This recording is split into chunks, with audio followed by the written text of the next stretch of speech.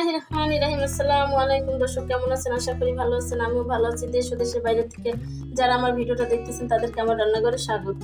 আজকে আমি দেখাবো লতি দিয়ে চিংড়ি মাছের রেসিপিটা ঘরোয়া উপকরণগুলো দিয়ে, খুবই কম খরচে। তো চলুন দেখে নেওয়া যাক উপকরণগুলো কি কি লাগতেছে আমার লতি চিংড়ি মাছের জন্য।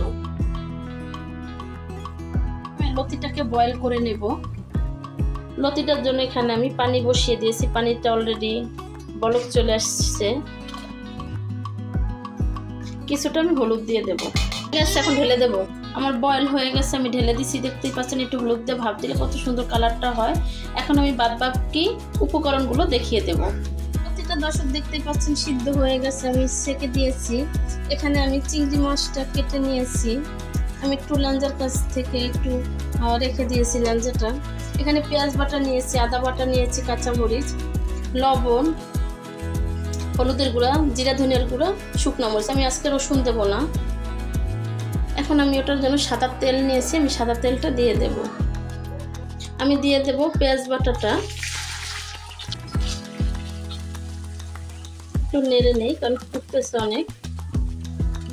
আমি দিয়ে দেব আদা বাটাটা, এটা আমি একটু নেড়ে নেব।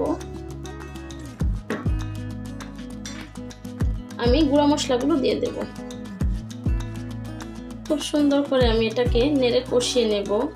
আগে দেখতাম কাকিমারা এবং খালাম্মারা এবং কি আমার নিজের মাও কখনো লতি রান্না করলে রসুন বাটা দিত না, যে রসুন বাটা দিলে চিংড়ি মাছের গন্ধটা একদম চলে যায়।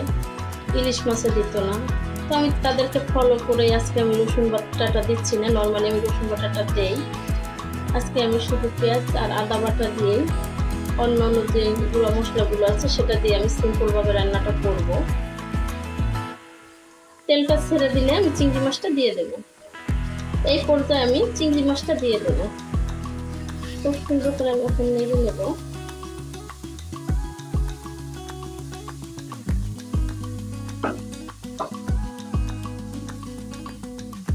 এখন আমি যে লতিগুলো আছে, লতিটা আমি হাফ রান্না করব, ফুল রান্না করব না। আমি কারণ ফুলের মশলা এবং চিংড়ি মাছটা দেই নাই, এটা হাফ করব। এটা আমি হাফ নিয়ে নিয়েছি। সুন্দরভাবে আরো তেলটা ছেড়ে দিলে আমি লতিটাকে দিয়ে দেব। এখন আমি লতিটাকে দিয়ে দেব। লতিটা যদি এভাবে করে দর্শক ভাপ দিয়ে নেই, সেক্ষেত্রে যারা লতিটা দেখা যায় আমি যেটা বাজার থেকে আনছি এক সময় এক রকমের জায়গা থেকে আসে, সেক্ষেত্রে গলা চুলকায় বা চুলকায় না। অবশ্যই এটা চুলকায় না কখনো, তারপরও আপনারা একটু লবণ এবং একটু হলুদে ভাপ দিয়ে নেবেন। তো যে কষ্টটা আছে এবং যদি কোনো চুলকানি ভাব থাকে সেটা চলে যাবে। এটা অলরেডি পানি বের হওয়া ধরছে, কারণ যেহেতু এটা আমি একটু ভাপ দিয়েছি সেই ক্ষেত্রে একটু পানি বের হবে। আমি এটার ভিতরে এক্সট্রা কোনো পানি দেবো না, আমি এটাকে এখন ঢেকে দেবো। আপনারা চাইলে একটু পানিও দিতে পারেন, কিন্তু আমি পানি যেহেতু বের হচ্ছে আমি আর পানি দেবো না। ঢাকনাটা উঠে এখন দেখে নেব। দেখতে পাচ্ছেন একদমই হয়ে গেছে, শুকিয়ে গেছে অনেকটা।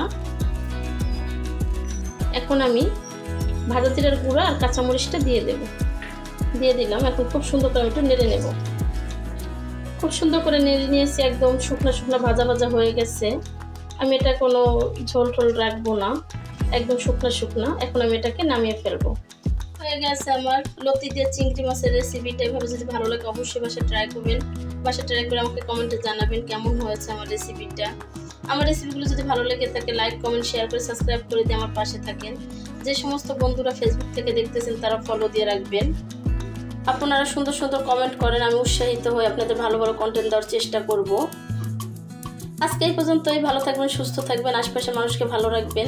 দেখা হবে নতুন কোনো রেসিপি নিয়ে। আল্লাহ হাফিজ।